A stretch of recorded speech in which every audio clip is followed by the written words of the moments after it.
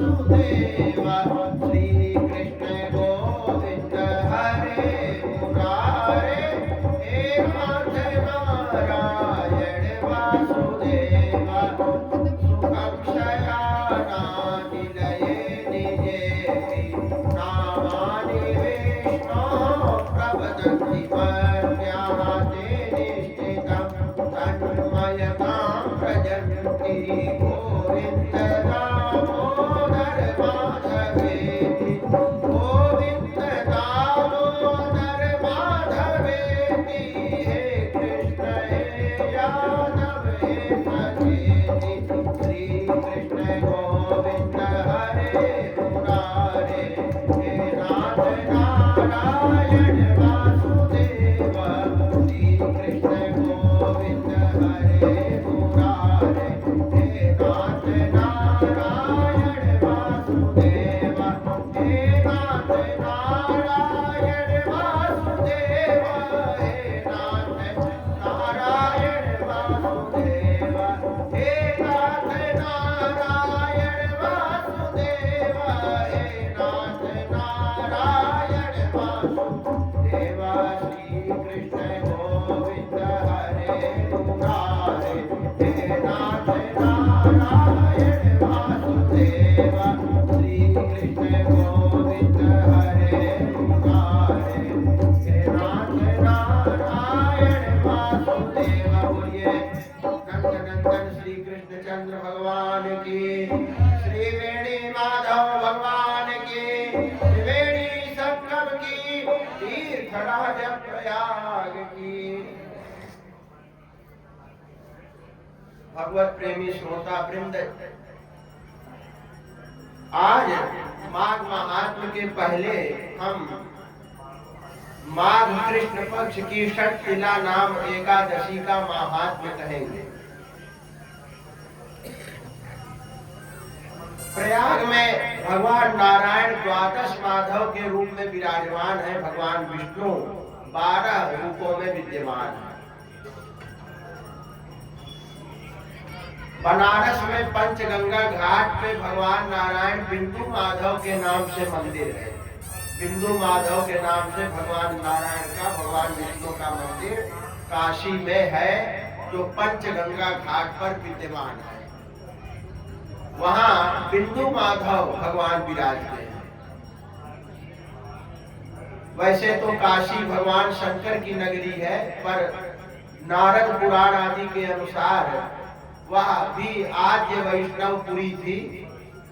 जब भगवान महादेव जी आए तो बिंदु माधव जी से उन्होंने ये नगरी मांगी, तो भगवान बिंदु माधव ने काशी शिव जी को प्रदान की।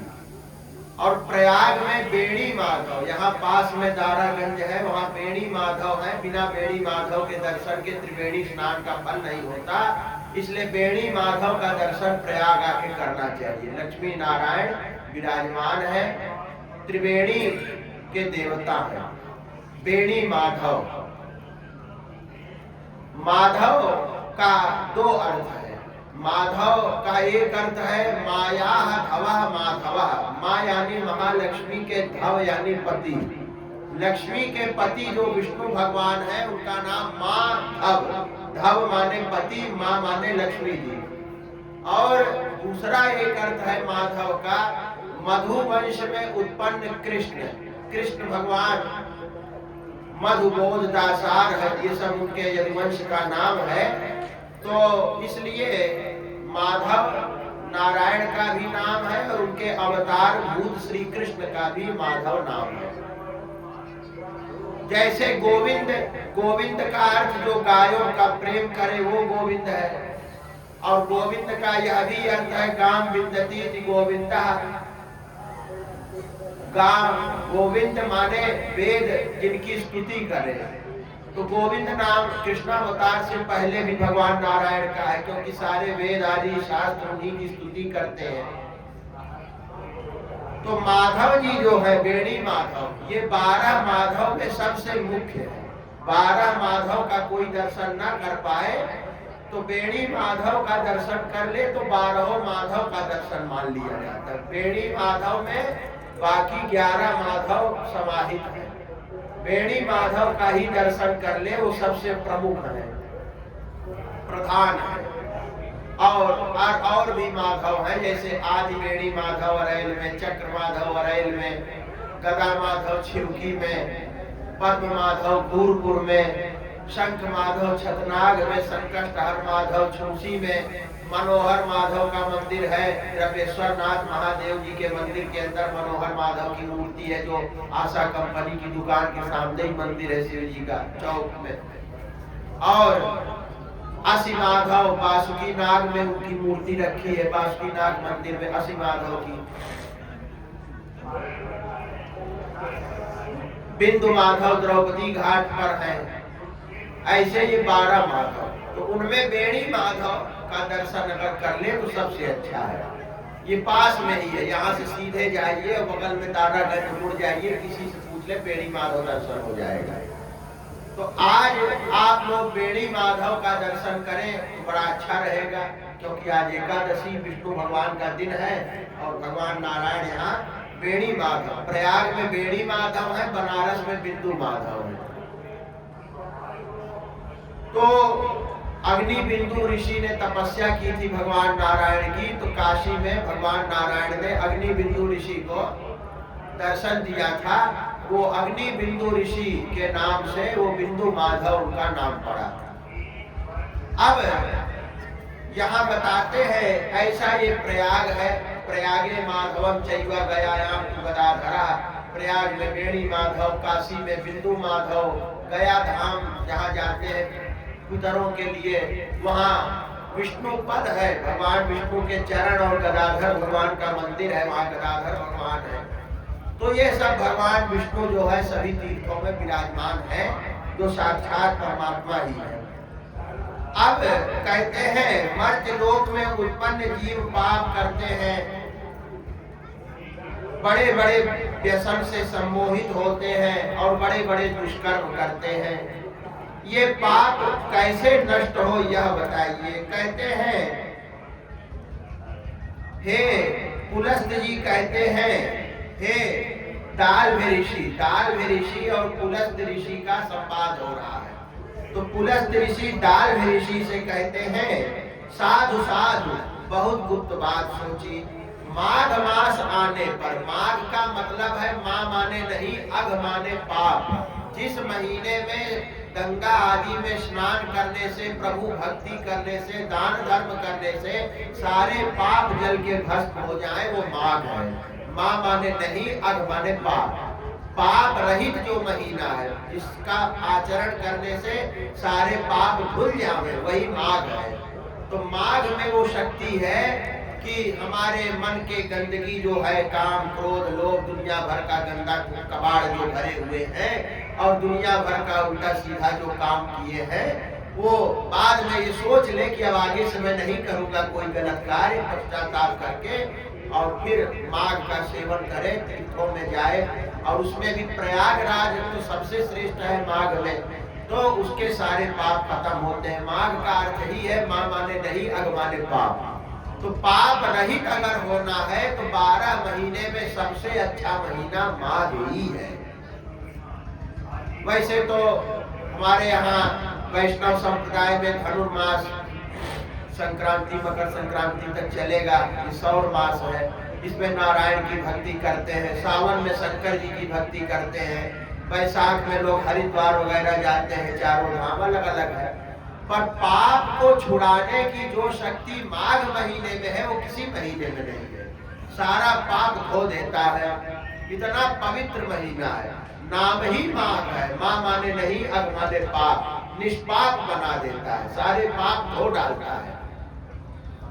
तो माघ जो है बहुत पवित्र महीना है, इसलिए जब माघ का महीना है, इसलिए यहाँ प्रयाग में देखिए कितने लोग कल्पवास कर रहे हैं, आप लोग सब स्नान कर रहे हैं, दान धर्म कर रहे हैं। जिसको दान धर्म करने का पैसा नहीं है वो अपना केवल तपस्या ही कर रहा है, भगवान का भजन गा रहा है, मंत्र जाप कर रहा है, गंगा नहा रहा है, वही से उसका कल्याण हो रहा है। क्योंकि दान वही कर सकता है जिसके पास धन हो, जिसके पास धन ना हो वो तपस्या करे, भगवान का नाम जपे। जरूरी नहीं है कि वो दान करे। दान तो तभी आप करें जब आपके पास धन हो। धन जब है ही नहीं, तो जब हमको अपने खाने के लिए ही नहीं है तो हम क्या दान करेंगे। तो दान जो कुछ हो थोड़ा बहुत जितनी सामर्थ्य हो कर दे। तो माघ का मतलब ही है कि निष्पाप बनाने वाला महीना, पाप रहित हो जाता है और बिना निष्पाप हुए उत्तम गति मिलती नहीं है। परम गति, स्वर्ग गति, भगवान की प्राप्ति कुछ भी हो, जब तक कबाड़ भरा रहेगा तब तक नहीं होगा। ये पाप जो है छुड़ाने के लिए माघ ही सर्वोपरि महीना है। इसलिए जब माघ आए तो मन से काम वासना को, क्रोध को, अभिमान को, लोभ को, चुगली को, ईर्ष्या को, अहंकार को, काम क्रोध लोभ इन सब को हटा दे। लिखते हैं काम क्रोधाभिमानेर्ष्या लोभ पैशून्यवर्जितः देवदेवं च संस्मृत्या पादौ प्रक्षाल्यवारिणा। भगवान जो देवताओं के भी देवता है, ऐसे परमात्मा अविनाशी भगवान महाविष्णु श्रीमन नारायण का ध्यान करें। और माघ में जब खट तिला एकादशी आए, आज खट तिला एकादशी है, तो गोबर ले तिल और कपास के पिंड 108 बनाए और फिर रात्रि में, अब आप लोग तो ये सब नहीं कर पाएंगे, हम भी नहीं करते, अब इसमें लिखा हुआ है तो बाँच दे रहे हैं। आप लोग तो बस हरि के नाम का जाप करिए, यहाँ बेड़ी माधव जी का दर्शन करिए, इसी से परम कल्याण है। लेकिन अब इसमें सब लिखा है। और देव देव भगवान का नाम मंत्रों का जाप करें। 12 अक्षर वासुदेव मंत्र है, षडाक्षर विष्णु मंत्र है, अष्टाक्षर नारायण मंत्र है।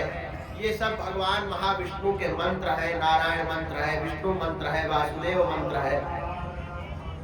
नारायण मंत्र 8 अक्षरों का है, वासुदेव मंत्र 12 अक्षरों का है, विष्णु षडाक्षर 6 अक्षरों का है। भगवान नारायण के 3 नाम मुख्य हैं जो विष्णु गायत्री तैत्तरीय आरण्यक में पढ़े गए हैं। ओम नारायणाय विद्महे वासुदेवाय धीमहि तन्नो विष्णु प्रचोदयात्। नारायण को हम जानते हैं, वासुदेव का हम ध्यान करते हैं, विष्णु हमको सन्मार्ग में यानी अपनी भक्ति की ओर प्रेरित करेगा, इसमें प्रार्थना है। तो नारायण, विष्णु और वासुदेव 3 भगवान के नाम सबसे मुख्य हैं। तो नारायण का अष्टाक्षर मंत्र, वासुदेव का 12 मंत्र और विष्णु का षडाक्षर मंत्र। जब नारायण कवच का पाठ करते हैं तो न्यास करते हैं। करन्यास 12 मंत्र से और अंकन्यास अष्टाक्षर मंत्र से, हृदयादि न्यास षडाक्षर मंत्र से। ये सब ऐसे ऐसे ऐसे करके पूरा शरीर मंत्रमय हो जाता है। फिर नारायण कवच का पाठ करते हैं। ऐसे 40 पाठ अगर नारायण कवच का नियम से कोई कर ले 1.25 महीना ब्रह्मचर्य से, तो नहो ग्रह खराब हो उसका कुछ नहीं बिगाड़ सकते। कोई बड़े से बड़ा दुश्मन हो उसका कुछ नहीं बिगाड़ सकता, क्योंकि वो पूरा शरीर में जैसे योद्धा लोग कवच पहन के जाते हैं, कवच पहन के। देवताओं का राजा जो इंद्र है, यही नारायण कवच की सिद्धि करके उसने वृत्रासुर को मारा था। तो उस नारायण कवच भागवत में है, उसमें भी यही बताया है। ये 3 मंत्रों का, विष्णु षडाक्षर, नारायण अष्टाक्षर और वासुदेव 12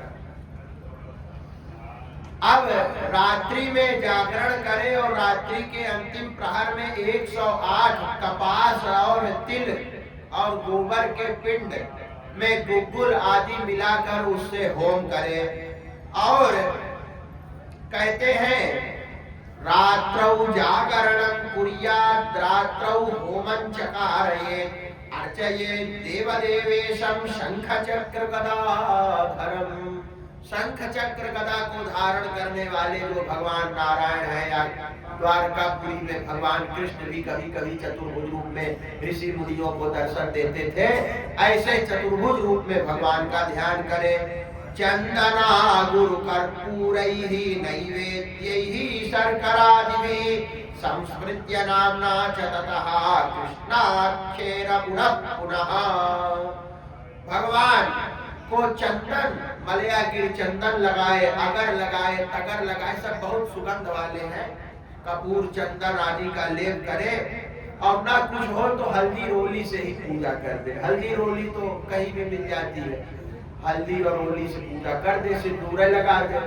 और पैसा हो तो बढ़िया मलयागिर चंदन हम तो रखे हैं भगवान को, शालिग्राम भगवान को लगाने के लिए, लेकिन वो मलयागिर चंदन इतनी बड़ी लकड़ी भी लेंगे तो 1500 की आएगी, और उसमें कुछ ना भी मिलाओ, केसर कपूर तो बड़ी दिव्य सुगंध देता है। भगवान को जब स्नान कराते हैं, सुबह चरणामृत लेते हैं तो लगता है इत्र डला है, वो चंदन की सुगंध है। तो वो चंदन, अगुर, कपूर आदि भगवान को लगाए, और नाना प्रकार के फल फूल जो भी मिल जाए। भगवान ये नहीं देखते कि क्या वस्तु लाया है, प्रेम से लाया है बस हो गया। नम्मालवार तिरुवाई मोदी में श्री सतगुरु सूरी जी कहते हैं कि आप ये नहीं देखते हैं कि कैसा फूल लाया है, कैसा सामान लाया है, बस मुझको मान रहा है, अब उनको कौन क्या दे सकता है, उनके आगे तो सब तिनका बराबर है, वो तो परमात्मा है, उनके लिए उनकी पूजा कर ही कौन सकता है, वो तो लक्ष्मी के पति है। तो उनके लिए तो बस इतना ही है कि बस शरणागत हो गया, बस उसी से वो प्रसन्न हो जाते हैं, और कोई उसमें योग्यता नहीं देखते, बस शरणागत हो गया, बस हो गया। हाँ, यदि सामर्थ्य प्रभु ने दिया है तो आप अच्छे हैं, सौभाग्यशाली है, आप करिए, पर सामर्थ्य होने पर भी सब लोग करते नहीं है, दुनिया भर के उटपटांग काम में लगाते हैं। जिस पर कृपा होगी वही करेगा। अब भगवान का कोहड़ा, नारियल और बिजौरा नींबू से पूजन करे, और नहीं तो पुंगी फल सुपारी ही दे, और फिर कहे अर्घ्यं दत्त्वा विधानेन पूजयित्वा जनार्दनम, हे जनार्दन कृष्ण कृष्ण कृपालो त्वभगतीनां गतिप्रदा। हे कृष्ण कृष्ण हे कृपालो, संसारार्णवमग्नानां प्रसीद परमेश्वरा। नमस्ते पुंडरीकाक्ष, नमस्ते विश्वभावना सुब्रह्मण्य, नमस्ते तु महापुरुष पूर्वजा। गृहाणार्घ्यं मया दत्तं लक्ष्म्या सा जगत्पते। हे महालक्ष्मी समेत सारे जगत के स्वामी, हे जनार्दन, हे परमेश्वर, हे पुंडरीकाक्ष, हे विश्वभावन, हे कृष्ण कृष्ण हे कृपालो, हे महापुरुष पूर्वज, हे सुब्रह्मण्य, मेरे इस पूजा को ग्रहण करें, इस प्रकार भगवान से कहे। फिर इसके बाद किसी ज्ञानी और तपस्वी ब्राह्मण को जल का घड़ा, छाता और जूते का दान दे, और फिर कहे ततस्तु पूजयेत् विप्रं कुंभं प्रदापयेत् छत्रोपानः वस्त्रैश्च कृष्णो मे प्रियतामिति। भगवान कृष्ण मुझे प्रसन्न हो, और गऊ का दान करे, तिल पात्र में भर कर दान दे, नहाने और खाने में सफेद और काले तिल का प्रयोग करे, अथवा नहाने में श्वेत तिल और खाने में काले तिल। भगवान विष्णु की पूजा में चावल का प्रयोग नहीं होता। अक्षत, अक्षत माने जो ये रोली लगा के आप लोग अक्षत लगाते हो, विष्णु भगवान की पूजा में अक्षत का प्रयोग नहीं होता। कभी भी सत्यनारायण भगवान की कथा सुने विष्णु भगवान की, तो उसमें चावल का प्रयोग नहीं करना। सफेद तिल जो बड़े सुंदर होते हैं, छोटे छोटे सफेद तिल को ही अक्षत बना करके भगवान को देते हैं। और देवता हैं, गणेश जी हैं, दुर्गा जी हैं, शंकर जी हैं, इनकी पूजा में अक्षत का प्रयोग होता है। भगवान की पूजा में श्वेत तिल का प्रयोग होता है।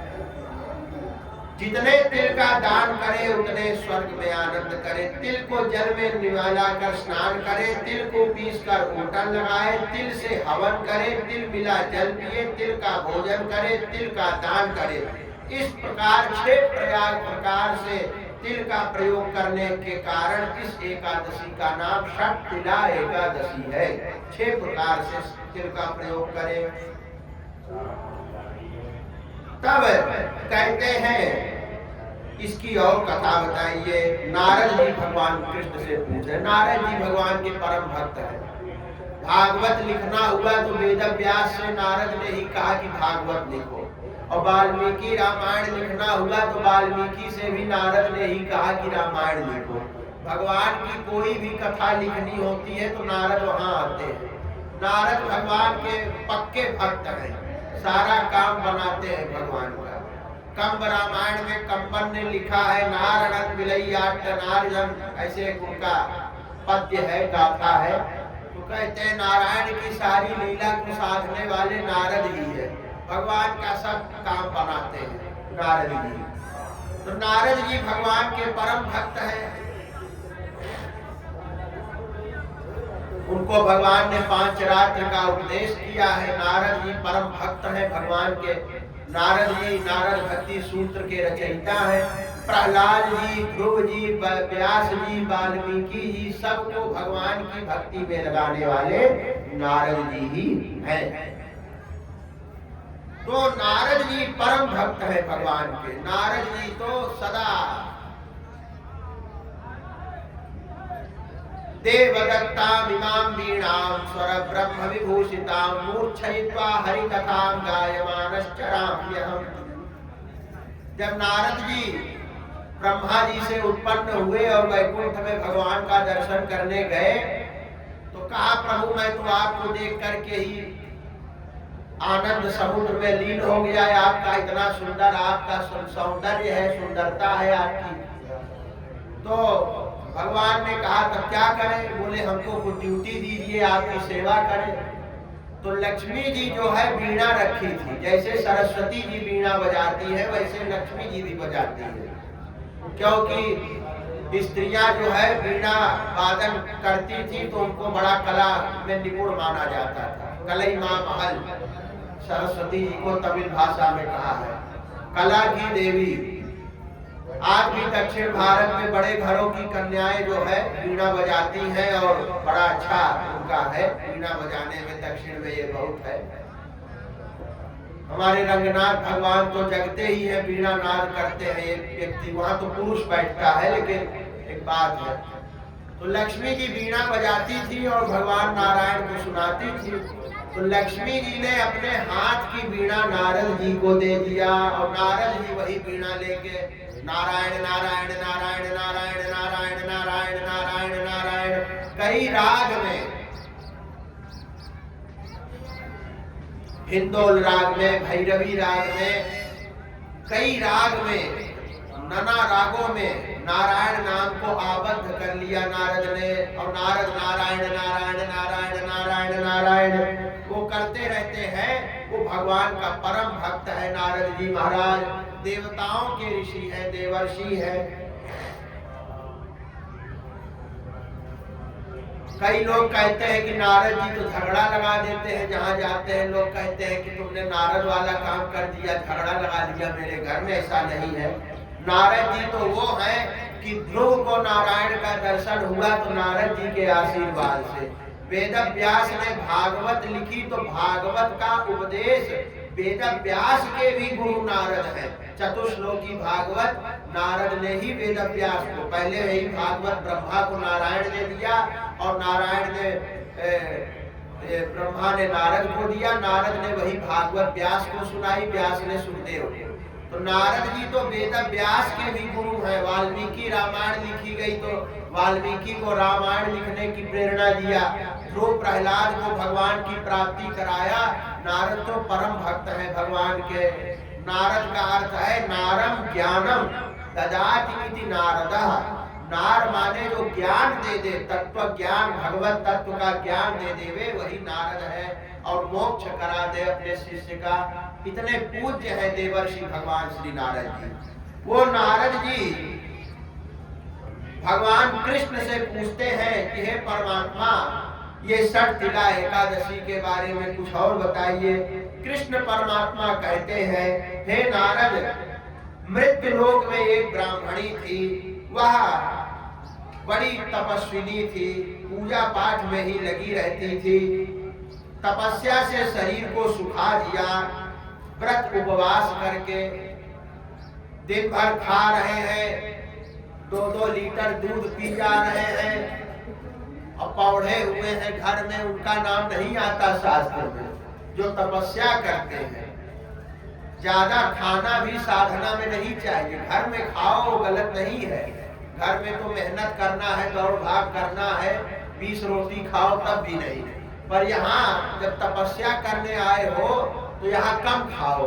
ज्यादा खा लोगे तो इंद्रियां बलवान हो जाएंगी, फिर भजन नहीं होगा। तो इसलिए वह शरीर को सुखाती थी तपस्या करके। आज के समय में ना खाने से लोग उतना नहीं मर रहे हैं जितना ज्यादा खाने से मर रहे हैं। ज्यादा खाओगे लीवर में पचाने की क्षमता खत्म हो जाएगी। आयुर्वेद कहता है कि सुबह नाश्ता जल्दी कर लो और शाम को जल्दी भोजन कर लो। सूर्य अस्त के पहले कर लो तो बहुत अच्छा, कभी बीमारी नहीं आएगी। और दिन भर खा रहे हैं तो लीवर फैटी हो जाएगा, नाना उधर रोग हो जाएंगे, व्याधि हो जाएगी। इसलिए जिसको तपस्या करना हो, इसीलिए व्रत बताए गए कि अब इसका मतलब ये मत समझ लीजिए कि व्रत ही व्रत रहा जाए, एकादशी रह लिया या कोई व्रत रह लिया। जिसको ज्यादा मेहनत करना है उसको तो आहार चाहिए ही, पर जब तपस्या कर रहे हैं तो आहार को कम कर देना चाहिए। जब खाते ही रहोगे दिन भर, बहुत से लोग तो ऐसे भी हैं कि उनसे कहा जाता है कि एकादशी का व्रत रहो तो कहेंगे कि हमसे नहीं होगा। तो उनसे हम कहते हैं कि भाई एक समय भोजन कर लो, एक समय फलाहार कर लो, तो कहेंगे हाँ ये भी नहीं होता। तो कहेंगे भैया चावल भर मत खाओ, ये भी नहीं होता। और क्या तो क्या कहें, एकादशी के दिन ही प्याज की सब्जी खा लिया। अब बताओ जो एकादशी को प्याज खा लेगा उसकी क्या गति होगी। कम से कम एकादशी को तो खराब चीज मत खाओ जो तामसी अन्न है। और मांस आदि खाने से तो घोर पाप लगता है, वो तो नहीं है खाना चाहिए। पर कम से कम एकादशी आदि के दिन अशुद्ध चीज ना खाओ। लेकिन लोग नहीं मानते तो उनको कुछ भी तपस्या का फल नहीं मिलता। कर ही नहीं रहे तो मिलेगा क्या। ऊट पटांग काम कर रहे हैं, यहाँ आए और सब ऐसे ही कर रहे हैं। तो इसलिए ये सब करना चाहिए। वो ब्राह्मणी तपस्या से शरीर को सुखाई और वह दीन ब्राह्मणों को, कुमारियों को भक्ति पूर्वक सब दान देती थी। उसका शरीर तपस्या और व्रत, उपवास और नियमों का पालन करने से पवित्र हो गया शरीर। जब दोनों समय जो गंगा नहाएगा, व्रत उपवास करेगा, अशुद्ध चीज नहीं खाएगा, मंत्रों का जाप करेगा, प्राणायाम करेगा, ध्यान धारणा करेगा, वो तो देवता स्वरूप हो जाएगा। और जो नहीं करेगा वो जो है पशु के समान हो जाएगा। तो नरो नारायणो भवे, लिखा है ना, दंडक ग्रहण मात्रेण नरो नारायणो भवे। सन्यासी जब दंड लेता है तो नर से नारायण हो जाता है। क्यों हो जाता है? उसने कंचन कामिनी सबका त्याग कर दिया और नारायण में लीन हो गया। संसार का, सबका घर परिवार सबका त्याग कर दिया। इसलिए सन्यासी को नारायण स्वरूप कहा गया। और काहे गृहस्थ नहीं है? गृहस्थ सब तरह के सुखों का उपभोग करता है, इसलिए उसमें नारायण बनने की क्षमता नहीं है। वो तो गृहस्थ में फंसा है, उसके परिवार है, गृहस्थी है, उसी में लगा है। सन्यासी सबका त्याग कर देता है, इसलिए सन्यासी जगत गुरु होता है। इसीलिए त्याग की, तपस्या की, ईश्वर की आराधना की पूजा है। और जो कहे कि हम स्वामी जी हैं और मन उनका धन में लगा हो, मान बड़ाई में लगा हो, दुनियादारी में लगा हो, फिर उनकी पूजा नहीं है। फिर आप ढोंगी हैं, आप खाली ढोंग कर रहे हैं, अंदर से आप सब वही काम कर रहे हैं जो गृहस्थी करता है। ऐसे व्यक्ति के लिए लिखा है घोर नरक में गिरता है। संन्यास तभी ले जब सच्चा वैराग्य दिल में हो। जब सच्चा वैराग्य ना हो, मन फंसा है गृहस्थी में दुनिया को बेवकूफ बनाने के लिए बाबा जी बन गए और वहां भी पैसा बटोर रहे हैं, ये नरक में जाते हैं ऐसे साधु सन्यासी भी। इसलिए कहा है कि जब तीव्र वैराग्य हो तभी सन्यास ले, नहीं गृहस्थी में रहे, सन्यास को कलंकित न करे। अब वो कृच्छ अतिकृच्छ चांद्रायण तप्त कृच्छ सब व्रत करके उपवास करके सब कुछ किया, लेकिन एक काम उसने नहीं किया। क्या नहीं किया? ना तो भगवान के भक्तों को, ना तो गरीबों को, ना तो ब्राह्मणों को भोजन नहीं कराया, भंडारा नहीं कराया, यानी अन्नदान नहीं किया। सब किया पर उसने अन्नदान नहीं किया। कल हमने बताया सबसे बड़ा दान अन्नदान है, क्योंकि अन्नदा प्राणदा प्रोक्ता, अन्न देने वाला प्राण देने वाला। जब अन्न ही नहीं खाओगे तो शरीर कैसे बचेगा? इसलिए खिलाने वाला प्राण ही दान कर रहा है, इसलिए अन्नदान प्राण दान के समान है। इसलिए अन्नदान से बड़ा कोई दान नहीं है। देखो तिरुपति बालाजी वगैरह में सरकार जितने लोग दर्शन करने जाते हैं भंडारा कराती है, तो अन्नदान से बड़ा कोई दान नहीं है। या तो अन्नदान या तो विद्या दान, विद्या का दान। किसी को हुनर सिखा दिया, कुछ करना सिखा दिया और परमात्मा का ज्ञान करा दिया, वो तो सबसे बड़ा दान है। गोपियां कहती हैं तब कथामृतम तत्व जीवनम कवि विरीडितम कल्मषापहम श्रवण मंगलम श्रीमदाततम भूवि गृह्णन्ति ते भूरिदा जना। जो आपकी कथा सुनाते हैं संत लोग, वो तो भूरिदा, वही तो सब कुछ देने वाले हैं। तो अन्नदान नहीं किया। अब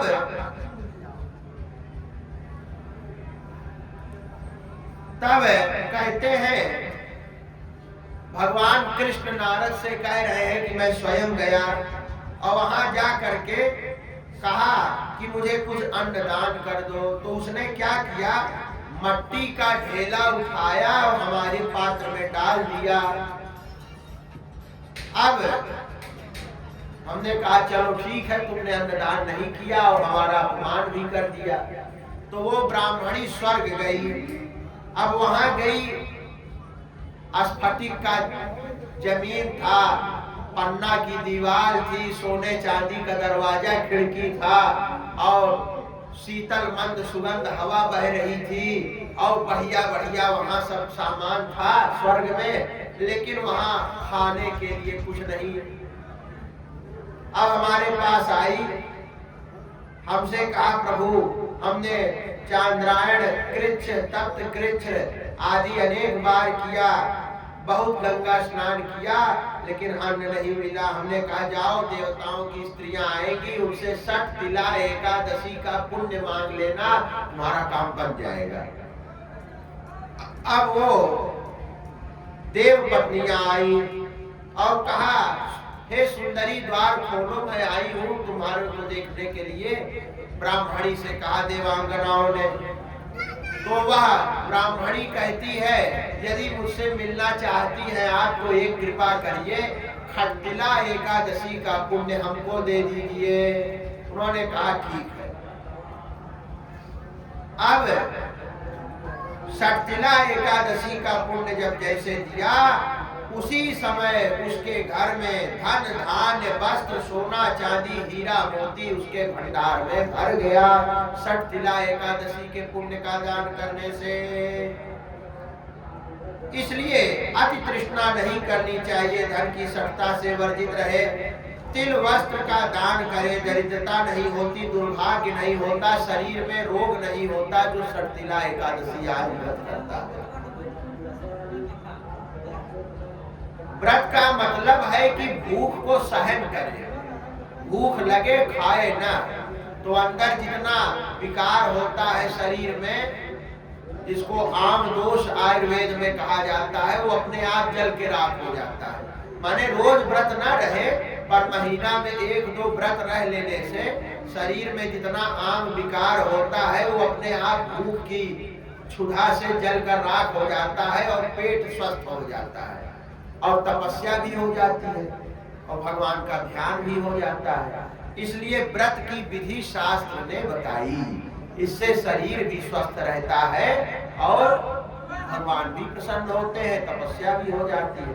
इसलिए 1 या 2 व्रत महीना में करना चाहिए। एकादशी ले लिया, एक पक्ष में आ गई, लेकिन अब उसमें भी लोग इतना भर भर के थाली कुट्टू का पकौड़ी तमाम चीज बना के खा लेते हैं और उनको भूख का पता भी नहीं चलता कि भूख क्या है। तो जब भूख का पता ही न चले तो व्रत कैसा है? व्रत में तो दूध ले लिया, कोई केला ओला खा लिया, कुछ खा लिया, फल खा लिया, लेकिन अब ये राजमा और ये क्या बोलते हैं पता नहीं, कुट्टू वगैरह क्या क्या बनाते हैं, तो वो एक समय खा ले तो ठीक है, परंतु लोग तो दिन भर खाते रहते हैं, जैसे भोजन का उनका होता है वैसे बारंबार खाते रहते हैं। तो बारंबार खाए तो फिर वो व्रत का स्वरूप खराब होता है। अब कहते हैं कि अब यहाँ कहते हैं धन धान्य वस्त्र सुवर्ण चांदी सब हो गए। कहते हैं तिल का दान करने से पाप नष्ट होते हैं, इसमें विचार नहीं है। दान देने से पाप का नाश हो जाता है और ना अनर्थ होता है और ना ही शरीर में खेद होता है। बोलो वेणी माधव भगवान की। ये महिमा खटकिला एकादशी की है। अब थोड़ा सा माघ महात्म्य भी बोल दे, फिर इसको पूर्ण करते हैं आज के प्रवचन माला को। यहाँ कहते हैं कि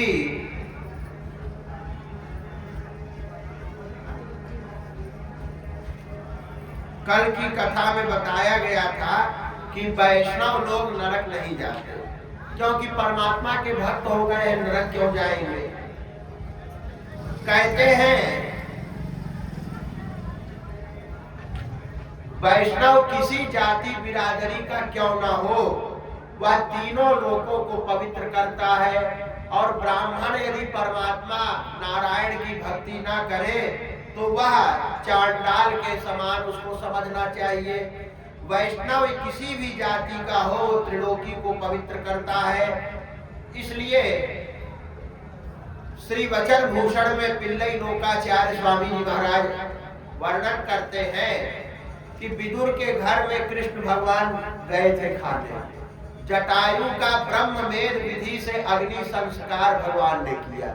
यानी विदुर जो दासी के पुत्र थे और जटायु एक मांस भक्षण करने वाले पक्षी थे, वे भी भगवान की भक्ति होने से अत्यंत श्रेष्ठ बन गए। यानी वैष्णव जब कोई हो जाता है, भगवान का हो जाता है, तो वह फिर शूद्र या छोटा नहीं रह जाता या कुछ भी उसमें वो म्लेच्छ आदि जो कहते हैं वो नहीं रह जाता। वह तो त्रिलोकी को पावन करने वाला हो जाता है। जो वैष्णव के अन्न का भोजन करते हैं उनको देवताओं की उत्तम गति मिलती है। पापी का अन्न नहीं भोजन करना चाहिए। जो गंदे गंदे काम कर रहे हैं पैसे वाले और सुपारी ले रहे हैं, हाँ जाइए जाइए आपके दुश्मन को मैं मरवा दूंगा, कत्ल करवा दूंगा, शराब की ठेका लिए हुए हैं, उनका दान जो ब्राह्मण खाता है उसकी बुद्धि नष्ट हो जाती है और पाप में चली जाती है। फिर वो ब्राह्मण भी उसी के जैसे गलत कामों में लगता है, क्योंकि पापी का अन्न खाने से बुद्धि खराब हो जाती है। गरीब ही हो पर धर्म की कमाई करता हो उसका अन्न खाना चाहिए। जो वैष्णव का अन्न खाता है वह उत्तम गति को, देवताओं के उत्तम गति को प्राप्त करता है। इसलिए जो वैष्णव हो, भगवान के भक्त हो, पवित्रता से धन कमाए, उन्हीं का अन्न खाना चाहिए। पापी के दरवाजे कभी जाना नहीं चाहिए, ऐसे की चाकरी नहीं करनी चाहिए। लोग कहते हैं हमसे क्या उनका काम है, वो चाहे जो गलत करे, हम कर रहे हैं क्या, हमको गरज पड़ी है उनको तेल लगाना, हमको पड़ेगा ही, हम तो जाएंगे। अरे ऐसा नहीं करना चाहिए। पापी से संबंध नहीं रखना चाहिए, दुष्ट व्यक्ति से दुष्ट का अन्न, पापी का अन्न नहीं खाना चाहिए, उससे बुद्धि भ्रष्ट हो जाती है। एक इनकी बुद्धि भ्रष्ट होती है और एक तांत्रिकों की बुद्धि नष्ट होती है, जो ये करते हैं वशीकरण, फलाना हमारे बस में हो जाए। उच्चाटन माने हमारा दुश्मन दिमाग से पागल हो जाए तो हमसे क्या लड़ेगा, पगला जाएगा अपने आप में। विद्वेषण करा देते हैं। छोटा भाई गया तांत्रिक के पास, कहा बड़े भाई और पिताजी में झगड़ा हो जाए और माल हमको मिले, विद्वेषण करा दिया। और मोहन करा देते हैं और मारण करा देते हैं कि वो मर जाए हमारा शत्रु। इतना तेज उसके पेट में दर्द हुआ, मर गया, अचानक एक्सीडेंट हुआ, मर गया। तो चलो, उसको तो लिखा था वैसे मरना क्रियाओं से, वो मर गया, उसको बता था वैसे मरना। लेकिन जो तांत्रिक ये क्रिया करेगा और जो करवाएगा पापमय बुद्धि के द्वारा, उसी को वो पाप सर पे चढ़ेगा जाकर के कि तुमने ये किया। तो ये जो तंत्र मंत्र करते हैं और तरह तरह के ये जो करते हैं आपका, ये पापी का अन्न खाते हैं, ये सब बुद्धि नाश हो जाती है। बुद्धि नाश इसी से होता है। धर्म के पथ पर चलने वाले को पापी का अन्न कभी खाना नहीं चाहिए। बहुत सारी कथा है, एक नहीं अनेकों कथा है, पापी की कमाई खाने से चले गए। अब कहते हैं इसलिए मनुष्य अपने समस्त पापों से मुक्त होना चाहे तो उसको चाहिए कि वैष्णव के अन्न को ही खाए, भगवान के भक्त जो हैं उन्हीं के यहाँ खाए, ऐसे के यहाँ न खाए कि जो मांसाहार भी कर रहे हो, शराब भी पी रहे हो, सब काम कर रहे हो। वहीं पंडित जी पहुंच गए, बाजी बा सेठ जी आपके कुबेर जी है, क्या कहना, 4 पैसा दे दिया, भाट के जैसे उनका गुणगाने लगे पंडित जी। कोई निष्ठा नाम की चीज है नहीं। ऐसे नहीं करना चाहिए कि पैसे के लिए पहुंच गए और भाट के जैसे गीत गाने लगे, सेठ जी बाबू जी करने लगे।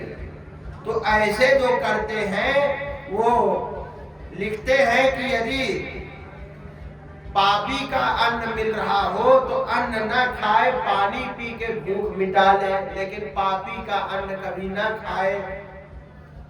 जो गोविंदाय नमो नमः, गोविंद गोविंद कहते हुए प्राण, गोविंद नाम लेकर मेरे प्राण तन से निकले, जो भजन में कहा गोविंदेति जपन मंत्रम पुत्र चिम्रियते यदि सा नरो न यमं पश्येत तम न प्रेक्षामहे वयम।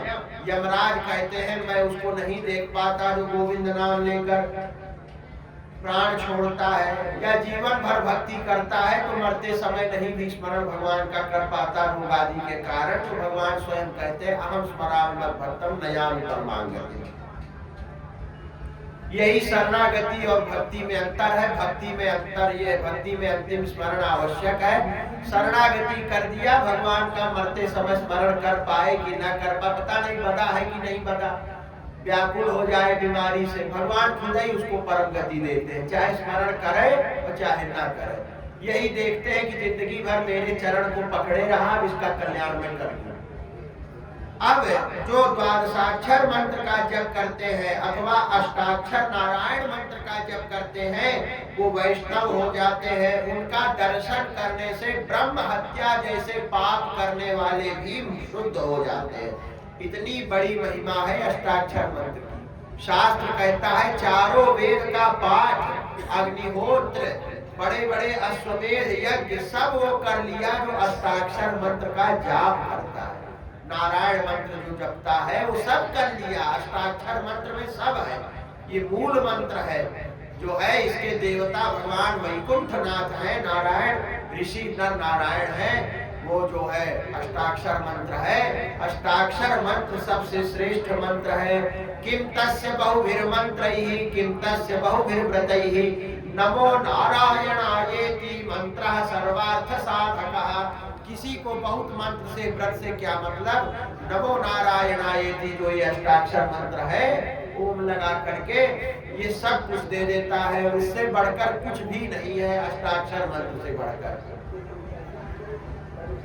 अष्टाक्षर मंत्र का दर पाठ करने वाले जो हैं, शंख चक्र गदा पद्म धारण करके नारायण के समान वरमाला विभूषित होकर वैकुंठ चले जाते हैं। और उनके दर्शन करने से ब्रह्म हत्यारे का ब्रह्म हत्या जैसा पाप दूर होता है। इतनी शक्ति अष्टाक्षर मंत्र में।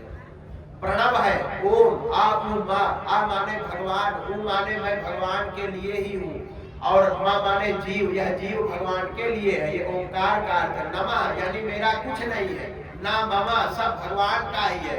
और नारायणाय, ओम के द्वारा स्वसमर्पण, नमः के द्वारा हर समर्पण, और नारायणाय के द्वारा फल समर्पण। नारायणाय माने नारायण के लिए। मैं क्यों तपस्या कर रहा हूँ? नारायण के लिए। नारायण खुश हो जाए और उनके धाम में जाकर मैं उनकी सेवा करूँ, इसीलिए, और कोई कामना नहीं। ये स्वसमर्पण, हर समर्पण, फल समर्पण, ये रहस्य त्रयसार ग्रंथ में आचार्यों ने बताया है। ये बहुत गुप्त बात है, आप लोग बड़े सज्जन हैं इसलिए बता दिया। ये बहुत रहस्यार्थ है। इस रहस्यार्थ का चिंतन करते हुए जब अष्टाक्षर जपेंगे तब वो फल मिलेगा।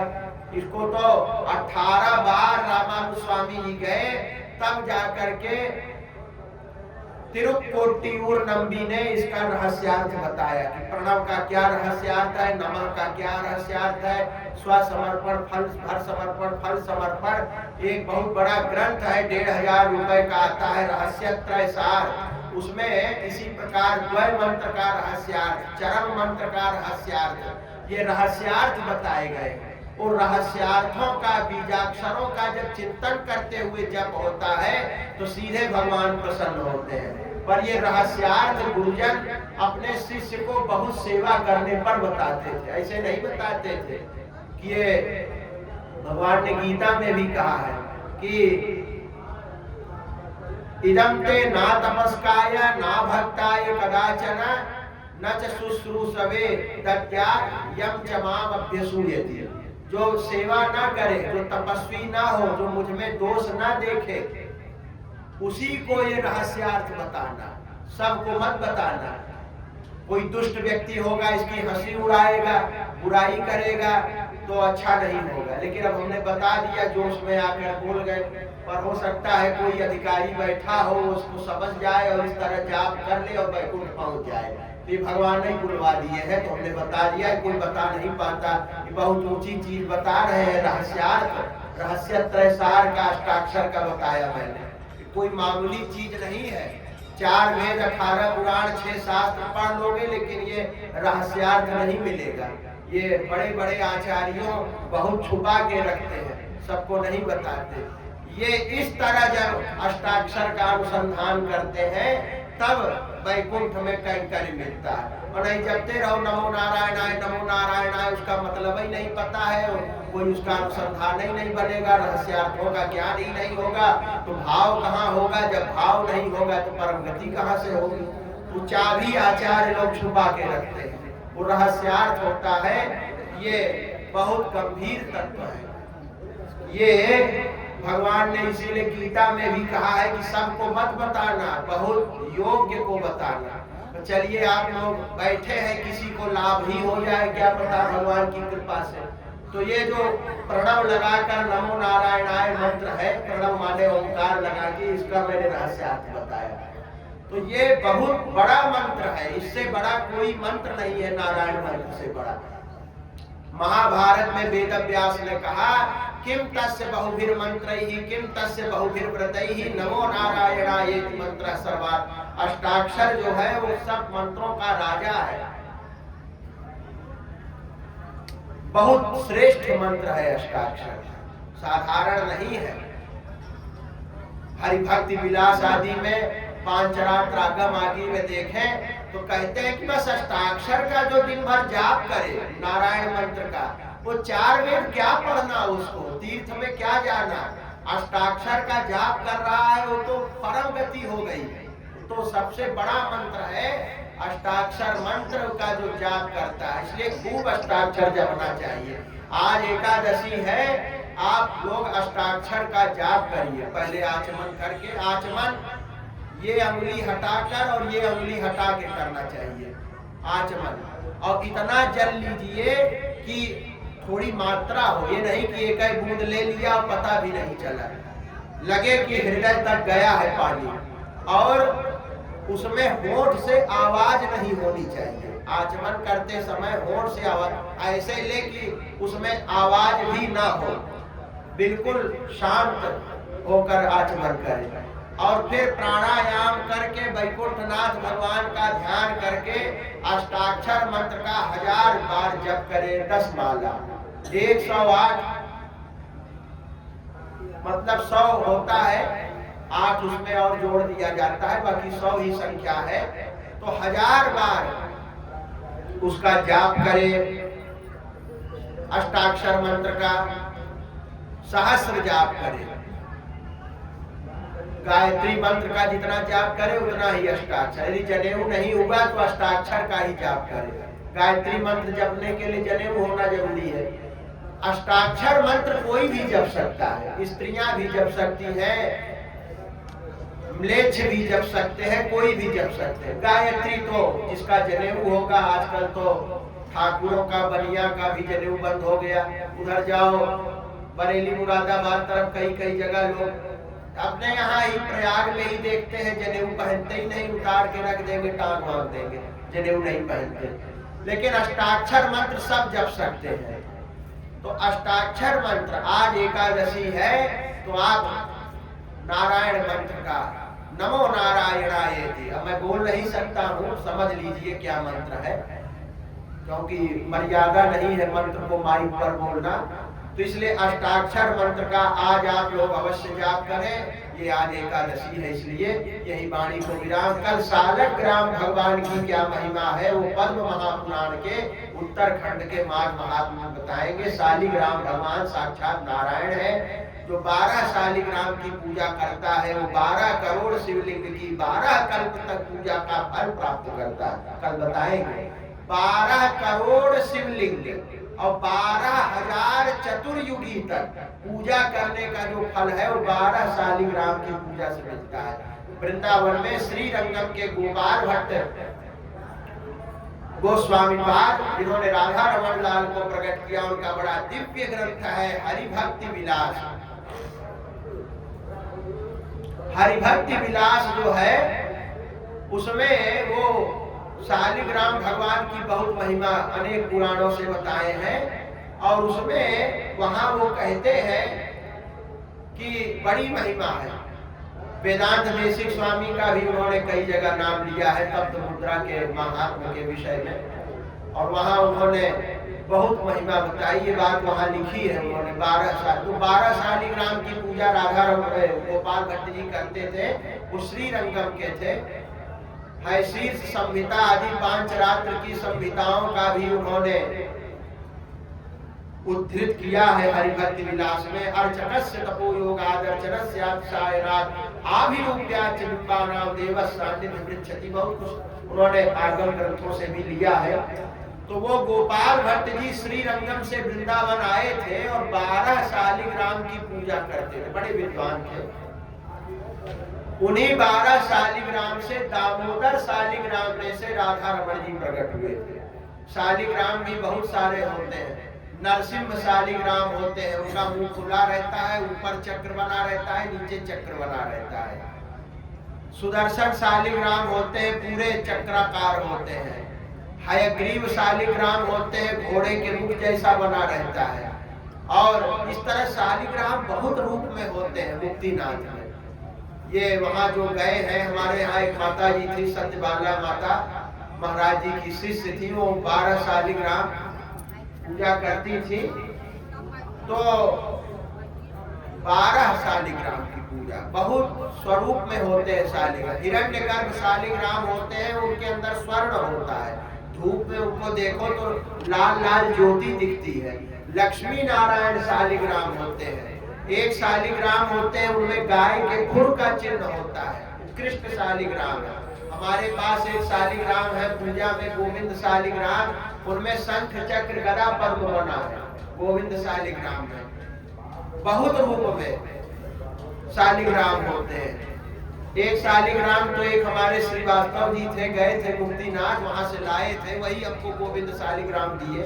हम तो अभी तक नहीं गए हैं मुक्तिनाथ, पर मुक्तिनाथ गए हुए बहुत सारे लोग, बहुत सारे हयग्रीव शालिग्राम भी हमने देखा, नरसिंह शालिग्राम भी हमने देखा, सुदर्शन शालिग्राम जिसमें चक्र हमारे तिवारी जी मैनेजर साहब थे, उनको सत्यबाला माता ने दिया था, पूरा सुदर्शन उस पर बना हुआ था चक्र। भागवत में लिखा है कि इनके ऊपर चक्र आदि चिन्ह बने हैं, ऐसे शालग्राम शिला जहाँ मिलती है वहाँ राजा भरत तपस्या करने पूरा आश्रम गए, शालग्राम क्षेत्र। वो वराह पुराण में शालंकायन महर्षि को नारायण ने दर्शन दिया था, वहाँ साल के पेड़ थे, इसलिए उस ग्राम को शालग्राम क्षेत्र कहते हैं, और वहाँ जो शिला में भगवान होते हैं उनको शालग्राम शिला कहते हैं। कोई शालिग्राम गोल वाले को प्राय मिलते ही है, तो एक हमारे श्रीवास्तव जी लाए थे, गए थे, वही हमको गोविंद शालिग्राम दिए, हमारे आश्रम में ही रहते थे। तो उन्होंने दिया हमको लड्डू गोपाल शालिग्राम, तो उनमें पूरा पैर बना है, लड्डू लिए हैं, और हमने कहा श्रीवास्तव जी ये तो गोल गोल है, फिर उन्होंने दिखाया पूरा लड्डू लिए हुए, हमने कहा तो साक्षात लड्डू गोपाल इसमें बने हैं। और कहे महाराज देख लीजिए इस तरह बने हैं कि कोई बना नहीं सकता, जैसे उसमें छपा हो लड्डू गोपाल का स्वरूप। तो ये सब प्रत्यक्ष हमने देखा है, भगवान की कृपा है। हयग्रीव शालिग्राम भी हम देख चुके हैं, हयग्रीव शालिग्राम हमको दिखाया। गुलाब की ये जो पंखुड़ी है इतने ही बड़े थे और घोड़े का पूरा मुंह बना था। नरसिंह शालिग्राम मुख खुला है, ऊपर चक्र पूरा बना है, नीचे चक्र बना है, पर नरसिंह शालिग्राम की पूजा ब्रह्मचारी और सन्यासी ही कर सकते हैं, गृहस्थ नहीं कर सकते। एक लक्ष्मी नरसिंह शालिग्राम होते हैं, लक्ष्मी नरसिंह शालिग्राम की पूजा गृहस्थ भी कर सकते हैं। तो शालिग्राम भी बहुत रूपों में है। ये नेपाल में मुक्तिनाथ है, वहाँ मिलते हैं, मुक्तिनाथ धाम है नेपाल में। बड़ी कठिन यात्रा है, अब तो सरल हो गई, पहले बहुत कठिन थी। तो मुक्तिनाथ में ये मिलते हैं, वहाँ शालिग्राम भगवान। तो कल हम बताएंगे शालिग्राम भगवान की क्या महिमा है। अब यहाँ आरती होगी, आरती के लिए आगे आ जाएगा। हरि ओम तद्विष्णोः परमं पदगुं सदा पश्यन्ति सूरयः दिवि चक्षुराततं तद्विप्रासो विमन्यभोजाग्रीवागुं सस्समिन्धते विष्णोर्यत् परमं पदं पर्याप्त्यानन्तरायाय सर्वस्तोमोदिरात्रमुत्तममहद्भवति सर्वस्याप्यै सर्वस्य जित्यै सर्वमेव तेनाप्नोति सर्वं जयति।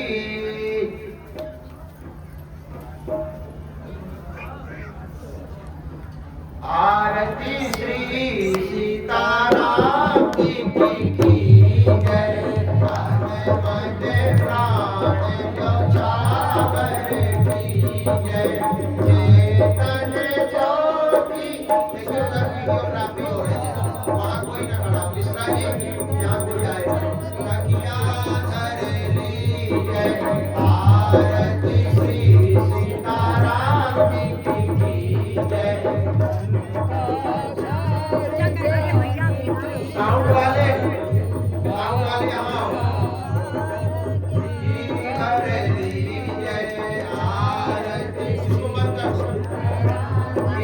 Thank you.